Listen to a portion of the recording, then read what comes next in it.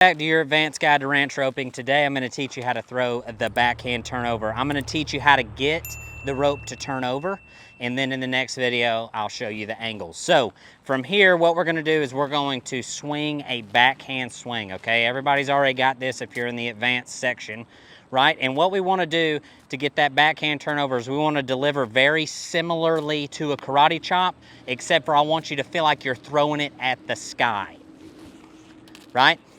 The key is when you stop your spoke. So you want to deliver that karate chop as high as you can throw it, and then when it gets over your target, you want to stop your spoke from sliding out of your hand, and that thing will it'll just turn right over.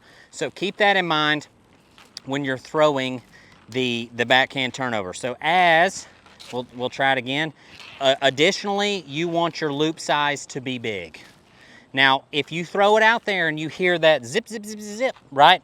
What that means is you're not letting your spoke slide through your hand.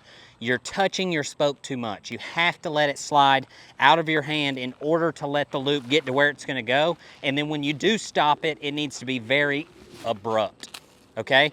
You can stop it and kind of guide that loop to the right.